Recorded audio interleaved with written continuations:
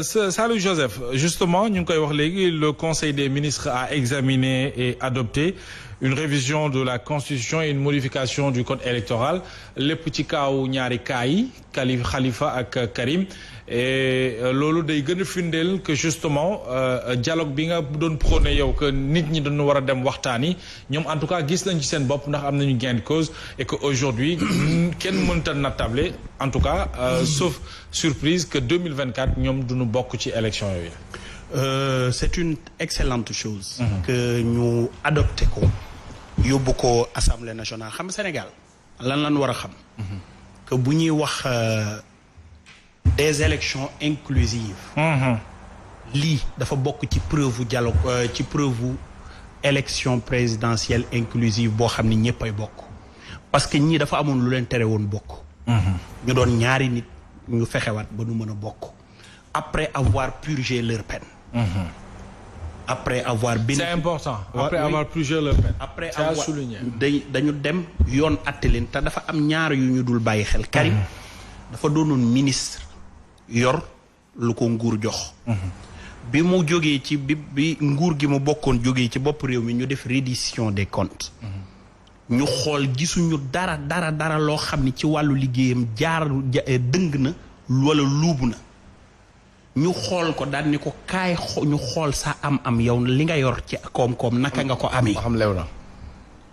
ñu yóbbu ñu woo ko on se souvient mu jóge voyage États-Unis ñëw France parce que bii seen nguur jeexee dafa continuer dem di liggéeyi. mu jóge France ñëw Sénégal. ñëw commencer redonner du gaz au parti de son père. au parti où il est membre muy PDS mu koy redynamiser waat. bu leen fàttee ni Karim am na ay marches yu ñu fi organisé yoo xam ne mu ngi ci woon.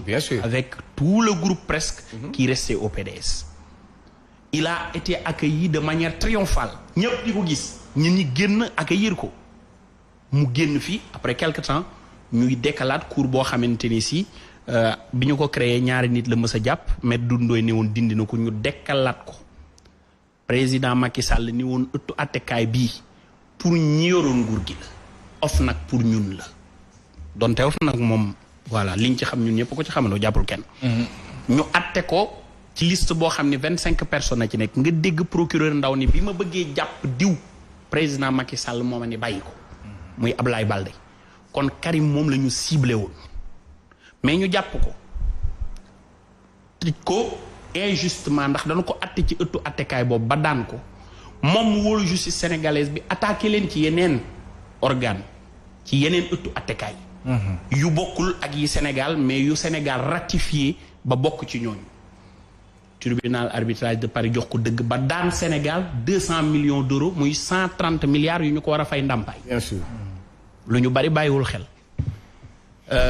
Nations Unies ñi saytu ci wàllu woowu daal di ciy wax ni nu ko def du yoon CEDEAO daal di ciy wax ni nu ko def du yoon loolu mooy Karim Wade après ñu tëj ko kaso mu tëdd ñetti ati kaso juróom benn weer ñu génne ko couper courant couper internet yóbbu ko ci beneen réew tëj ko fa. waa réew moom jox ko des fonds souverains yu jëm ci wàllu Afrique mu di ko yor. Vous avez lu lorsque Tshisekedi était parti là-bas étant un président. mu lijjantil ko ay financement kon ñun dañu ko génne sunu réew muy sunu yoom ñu tëj lu ko ci beneen réew moomu xam ni kii dafa mën a liggéey di jariñoo xam-xamam. kon bëgg nañu ñun ko am xam-xam boobu ñëw jariñ ko sunu réew. waaye loolu du ñu sori ci loolu dañuy jëm ci wàllu li nga xam ni mooy condamnation. Khalifa Ababacar Sall ñu jox ko ville de Dakar mu doxal ca mu gagné yor ville de Dakar. doxal ca caisse d'avance ga nañu jàpp ni noonu la ko Pape Diop doon doxale noonu la ko Diop le maire Mamadou Diop ndem si yàlla si doon doxale dañu wax ko waaw. Khalifa doon doxalee noonu ñu teg ko ay daan tëj ko ñaari ati kaso. tëj ko ba mu tëdd ko sëriñ bi ñëw coowal Mbaye Touré ba mu am grâce génn waaye li gàllu ci ndoddam mayu ko mu bokk. Karim penam jeex moom. ndax moom la ñu njëkk a teg ay daan depuis 2020 mu retrouver éligibilité mën a bokk ci ay élections. waaye mu ni loolu doyuma danoo yàq sama der cohérence pour cohérence li mu gëmoon ni danoo yàq deram moom la continuer di revendiquer ba tey. ni du bokk ay élections man moo ma ñor li ma gën a ñor mooy sama der bi ñu tilimal ni damaa sàcc te sàccuma damaa luubal te luubaluma laa bëgg ñu raxasaat ko ba mu set mook waa PDS ñu àndandoo ko di xeex loolu ni dañoo bëgg nu ragg deru Karim ba mu set ndax li nu koy tuumaal defu ko ndax bu weesoo ëttu attekaay bu CREI feneen foo génn beneen ëttu attekaay ko atte te foofa da caa am ndam te lu ñu dul fàtte c'était un ministre d'État et ministre am privilège juridictionnel kon haute cour de justice sa ko waroon a atte bu ñu waroon a tëral waaye loola beneen mbir la ba tey Karim Wade boobu ak Khalifa Sall boobu ñi ànd ak ñoom dañoo bari terewul purgé nañ seen peine am grâce ñu wax ba dialogue war a am président Lamine président Abdoulaye Wade après Serigne Mountakha bi mu ko jubóoleeg président Macky Sall dafa dem palais de la République ñu def communiqué conjointe Mayoro Faye liir ko fa la njëkk a invoqué dialogue donc PDS foofu la accepté dialogue bi sur la baraka de Serigne Mountakha qui est le khalife général des Mourides suite à cette demande de réconciliation entre doom ak baay ba nga xamante ni tëral nañ ko après ñu dem coowul politique li juddu on parle de beaucoup de choses de Covid-19 et cetera ba ñu dajewaat pour dialogue yi malheureusement pour ceux qui n'avaient pas répondu au dialogue malheureusement pour eux malheureusement da nga leen di massaw parce que mais bien sûr parce que boo yoree am réew ki yor réew mi ni kaay leen ñu waxtaan sa gëm-gëm dañ la koy nangul parce que ñu bari dañ naan noo defoon nañ dialogue amul ussi defoon nañ dialogue amul ussi mais à chaque fois il faut prendre le temps de discuter de toujours discuter olof dafay am lu muy wax bët bu rusul toj saa yu nu lay woo ci waxtaan demal bu dee waxtaanu lu ñor sa réew la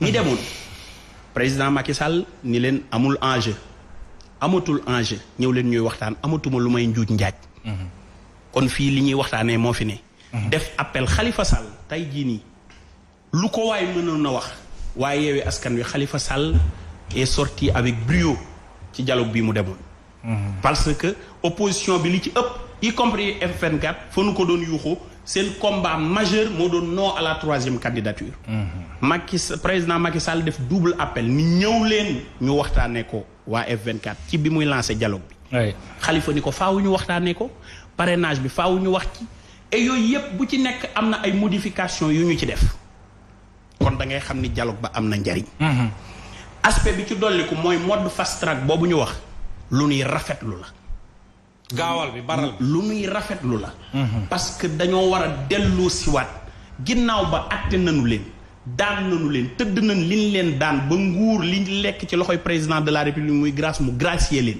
ñu waxtaanaat na ko président Idrissa Seck waxee woon am loo xam ni homme politique yi ñoo daje waxtaan yóbbu ko fi ñuy légiférer loi bi ñu def ko fi mu toll nii ñu def loolu pour ñu mën a dellu siwaat bokk lu am solo la lu ñuy saluer la lu ñuy rafetlu la parce que ce sont des hommes qui ont vécu dans la nomenclature de l'État xam nguur te sunu réew am fu ñu jëm donc bëgg nañ nit yu am expérience su nguur yu am expérience sous-régionale maanaam lu concerné Afrique ñu am expérience dans la géopolitique internationale pour pouvoir faire briller davantage que le président Macky Sall a redoré l'image du Sénégal ci kaw àddina bi yépp tey bëgg nañ ay hommes politiques yu am xam-xam yu am dayo ci àddina bi mën a représenter loolu dignement te loolu li ñu koy mën a jox te loolu manqué wuñu ko aussi évidemment bien sûr que le président l'a dit mais dafa amoon période boo xamante ni dañu gisoon nit yooyu noonu ñu barricade leen ci ay par ay loi par ay lu ñàkk yu leen teree mën a participer ba tax tey jii mu nekkoon fi waaye loolu noonu dina permettre tey jii nii ñu mën a am ñooñu ñu taxaw suñu kanam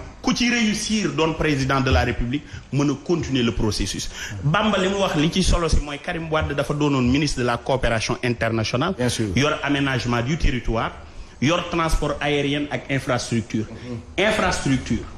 aménagement du territoire ku ko yor kenn du la gën a xam réew mi ndax fépp fu yoon di ne ak lu nu fa war a defar lu fay urgence da nga koy xam loolu dama jàpp ni papaam daf ko joxoon pour permettre ko mu gën a découvrir le Sénégal. Bien sûr.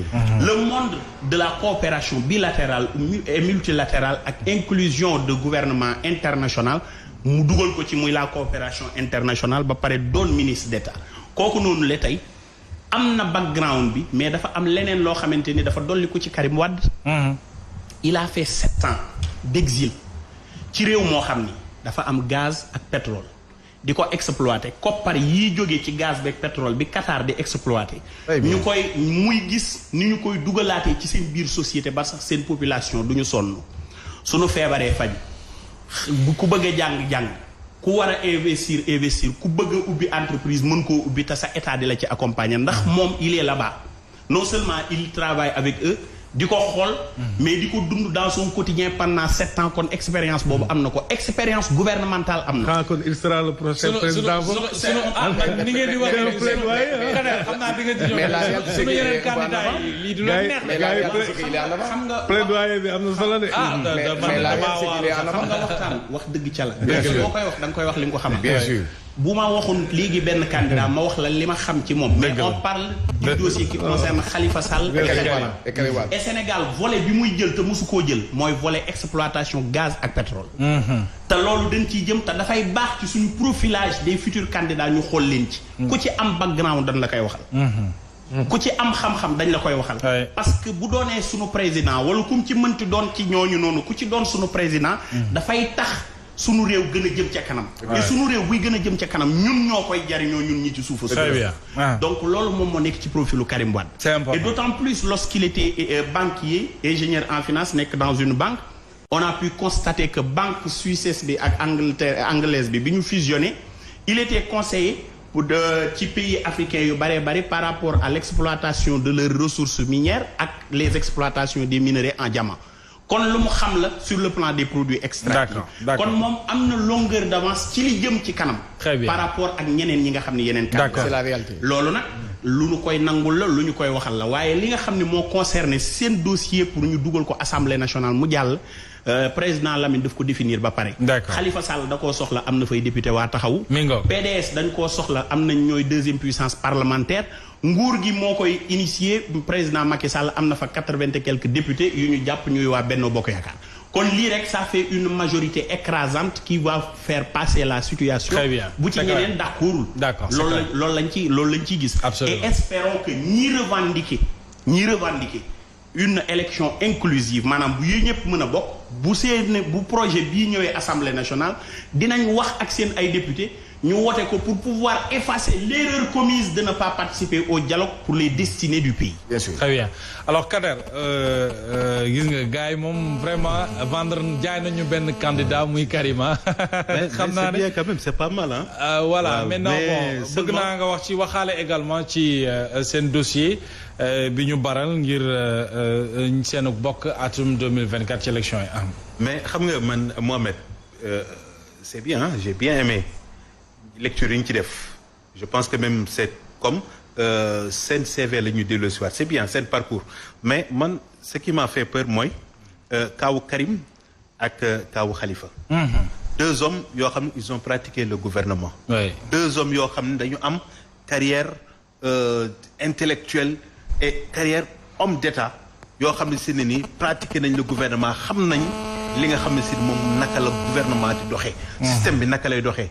mais aussi ñu xam li nga xam ne moom moo di injustice ñu teg leen ko selon les dires de certains ñi nga xam ne noonu la ñuy waxee moom mooy dañuy dund benn injustice boo xam ne si ne ni xam nañ bu baax lan moom moo xew. donc Mohamed boo xoolee lii ñoom su fekkee dañu amoon objectif d'être président. et ci seen parcours mu am lu leen déjouer pour que am lu xaw a ternir toute leur image je pense que c'est l'occasion pour ñoom. ñu taxaw pour dire plus jamais ça. taxaw pour faire face à l'État pour éviter ëllëg beneen candidat wala beneen citoyen sénégalais dund sa injustice parce que tey jii y a combien de sénégalais yoo xam ne seen tey jii ñu ngi dund ay erreurs judiciaires yoo xam ne seen tax na ñu nekk ci kaso bi. depuis des années y a certains qui ont fait 15 ans 20 ans 30 ans te ñoom ñuy toujours di wax ni li ñu leen di toppee du ñoom. et ces gens-là mësuñu am gain de cause ci seen i ay combats. et pour la première fois ñu am chance bu mel nii mais je pense que tey jii li doon dëgg. moo doon ñoom ñu porter le projet. daal di taxaw porter li nga xam ne si moom moo di état bu Sénégal devant la justice. pour au moins dire plus jamais ça. pour permettre que vraiment ñoom Bougane ak ñoom Sonko ñeneen ñeeg ñëpp dootuñu am crainte que suñu yëkkateetee dara c'est pour les éliminer politiquement. su fekkee ne si ne ni tey jii dafa am abus de pouvoir de la part du président de la République mais c'est l'occasion parfaite pour que ñu traduire que devant la justice parce que abus de pouvoir mënta passé tey jii topp Karim Wade ñëw tëj ko ci kaso bi pour dire que ni dañu ko topp gis nañ ni dugal na loxoom ci lu dul dëgg. sàcc na ñëpp jàpp ni Karim Wade sàcc na et Karim dit toujours sàccuma dañu ma bëgg a éliminer politiquement. ñu jël ko tëj ci kaso bi Khalifa Sall. moo xam ndax est-ce que réellement def na deful mais li ñu wax moom mooy y a des preuves yuy wane ni Khalifa def na malversation ci li ñu ko dénkoon. donc kooku aussi am na amul mais c'est l'occasion pour que mu blanchir boppam mais pour que aussi mu demander à ce que justice soit faite comme léegi génn na. te moom gëm na ni li ñu koy toppee amul wala su fekkee am na mais am na d'autres voies de recours yu ko mën a may. sauf que dafa am échéance bu jege bu leen yitteel loolu muy 2024 est-ce que loolu yitteel na leen parce que aujourd'hui être président parce que si tu es président et que tu n'es pas digne de confiance tu penses que je vais vous respecter man mais je vais vous considérer comme un voleur donc ñu ngi leen di permettre ñu éligible ci élection yi ñu jëm mais mën na am li ngay wax ni mën na am jeexital xëy na ci seen parcours ak fi nu bëgg a jëm c'est pas mën na am daf ciy am. parce que y aura peut-être il faut qu'il accepte que tey jii. si un des candidats dit que ni man mënumaa xëccoog ay sàcc même si ça fait mal il doit l'accepter. et ki naan man du ma xeex parce que xeex bi tey ay sàcc laa bokkal si demain. Bougane je prends exemple de Bougane si c'était Malick Gakou d'accord tey su ne man du ma bokk ci élection yoo xam ne si ni c'est organisé par des gens de mauvais mœurs. ak ay sàcc ak ay luubalkat. et si l'État accepte que ñu dem ci élection yooyu ñoom pour des questions d'honneur il peut dire que man bokkuma parce que élection yi dañ ko sàcc d'abord dañu nar a taxas féetee wet far loolu da cee am kan moo mën a dindi loolu parce que su fekkee État dem na di organiser pour blanchir ñoo xam ne si ne setuñu lan la ciy gagner il faut qu'on se dise la vérité lan moom moo nekk ci ginnaaw on nous parle de Wade de Karim d'accord mais tey jii li nga xam ne si ne moo di Parti démocratique sénégalais kenn gënu leen yey fu mu toll nii pour organiser benn conférence de presse pour éclaircir l'intérêt du Sénégal et lan moo nekk ci ginnaaw. question d'honneur daf ci nekk man je ne pense pas que ni Karim qui depuis très longtemps toog ci ruqam war nañu wax toog bi mu toogoon lan moo tax mu toog. quand même en tout cas il a beaucoup de choses à dire au Sénégal mais daf ci am ndam fii lañ ko waxee woon man leen Karim bu fekkee ne si ni moom am na liberté dëgg la mais qu'il n'a qu'à faire benn synap. pourquoi benn Sénégalais mosu koo mën a filmer nulle part. dans le monde ñu ne jëlee nañ ko Sénégal yóbbu nañ ko Qatar qu'est-ce qui s'est passé entre-temps c'est pas que ce sont des hommes d'État ñoom ñoo c'est que le truc que du am lu fuité non il y a des journalistes d'investigateurs def nañ lu ne pour am leen amuñu leen il y a des Sénégalais yu nekk à Qatar mosu ñoo gis Karim am na Sénégalais yu nekk fii ci Sénégal bi Karim di génn ci kaso bi xamuñu fu mu jaar Khalifa Sall xam nañ li mu dund mais bu ñu ñëwee ba tey ji ñu bëgg nii lay demee alors que on sait que depuis très très longtemps Senghor Mamadou Dia nii la fi woon Abdou Diouf ak Abdoulaye Wade nii la fi woon Abdoulaye Wade Idriss Seck la fi woon Macky Sall Karim Wade la fi Macky Sall Khalifa Sall la fi ainsi de suite mais il faut que karma boobu jeex et man je pensais que ni tey jii Karim Wade ak Khalifa dañuy unir seen effort pour dire aux Sénégalais vraiment gis nañ ni ngeen ñu taxawoo gis ngeen li ngeen bëgg mais être président am na lu ko ëpp doole parce que y a la question d'honneur et question d'honneur boobu moom moo pousse Macky Sall mu ne y a de ces choses du ma ko def sama ngor mayu ma ko mais man boo ma tuumaalee balaa maa jéggi damay wax lu tax su dee dëgg la je présente mes excuses d'abord su fekkee du dëgg ma doog nag jël les armes égales pour xeex ak yow mais mënuñu man d'accord ma ñu ne dañuy dem assemblée pour blanchir leen si demee ñoom ci seen wàllu bopp ou beneen Sénégalais bu ëlbatiku ne man mënumaa baale damay dem topp Macky Sall damay topp état bu Sénégal nañ ko nangul parce que sinon Macky Sall dinañu expliquer kon donc arrestation wu Karim Wade fan la ko teg parce que quand même il faut qu'il y ait un responsable mënuñu jël xaalisu Sénégal ñu ne sàcc nañ ci autant de milliards et tous ces milliards amul benn coupable boo xam ni da ngay téye bien que ñi ngi wax ni tëdd nañ seen peine d'accord purgé nañ seen peine mais lan moo ci génnee yow ki nga tëj ña ne du man yow mi ko jiiñ li nga ko jiiñ c'est pas que da nga koo jiiñ c'est pas que la personne seulement de Karim Wade qui est important mais honneur u Sénégal duñ koy def. est-ce que dañu koy fowee est-ce que dañu naan non jeex na après entre politiciens ils s'arrangent pour dire que ni bon c'est pas grave dañuy dem c'est là que léegi laa àndul ak ñi wax ni que dialogue bi ñi demul ñoo perte non ñi demul ñoo am chance il faut accepter que ñi demul dañu am chance. parce que bu ñu demoon tey ci li nga xam ne si moom moo di dialogue bi. tey jii du ñu am kaddu seen kaddu du fort du safe parce que on va dire que ni ñoom ils ont appuyé ou ils ont validé li nga xam ne si moom moo di pour que ñu dimbali Karim ak Khalifa. pour que ñu ñëw donc loolu benn la. bi ci des aussi mooy. oui. c'est pas que dem ci dialogue bi c'est obligatoirement pour que nga am ay avantages su fekkee ay avantages moo yóbbu nit ñi dialogue bi mais ana seen i ay dignité tey jii su buggaan bokkoon ci parrainage bi ci dialogue bi lan la ñuy wax parrainage moo ko fa yóbbu et pourtant Macky Sall le président de la République n'a pas manqué à tutoyer Bougane parce que su demee ba toog c'est-à-dire l'absent le plus présent mooy yow ñëwuloo waaye xoolal dimbali naa la wàññi jëlee naa parrainage bi fii indi naa ko fii te musuma laa baaree donc am na fu mu koy teg c'est-à-dire que le fait que mu koy xalaat ba mën a wax de manière indirecte moom mooy mi ngi ci viseur xam na ni carrément kii kat adversaire bu sérieux la ci moom. de deux y a le cas de Sonko Ousmane Sonko noo koy def donc mënuñu ni parce que demul dialogue est-ce que su demoon ci dialogue bi moom mooy dossier yi nga xam dafa nekk pendant devant la justice dañu koy blanchir mais quand même ana pertinence loolu amul sens. donc li am mooy. am na ñu dem comme ni ma waxee kemande ji seen participation te gëmaguma ko nag man personnellement gëmaguma ni Karim Wade ak li mu daj ak li Wade daj yëpp dina nangu Karim Wade dem à ces élections. Très bien. Sans autant que ñu parce que attends sans autant ñu forcer le président de la République mu daal di organiser waat beneen déclaration ou bien beneen conférence de presse wala même pire ci leneen pour blanchiral boppam ci gémminam ki nga xam ne moo di Karim parce que. gaw ma ni nii li pour man première étape la. blanchir est-ce que dina yomb parce que y a déjà des décisions de justice yu génn ay daan ne ko yaa def li bon je pense que ne loolu peut-être yeggaguñ ci waaye. yoon am na déjà qu'est-ce que Macky a négocié pour accepter que Karim Wade ak Khalifa Sall bokk. oui mais dialogue bi. parce que moom attends xam nga ca dialogue ba la ñu trouvé terrain d'entente. mais au moment que nekkul candidat moom il sait que nekkul candidat. oui mais il faut non faut pas négliger ça moom d'accord na ni nekkul candidat à l'échange de quoi moom la nangoo léegi bàyyi ñu participer à ces élections alors que xam na ni causé na leen du tort est-ce que après c'est pour que ëllëg ñu assurer ko ginnaaw non warul demee noonu Sénégal il faut à un moment arrêter ces deals pour mën a dem ci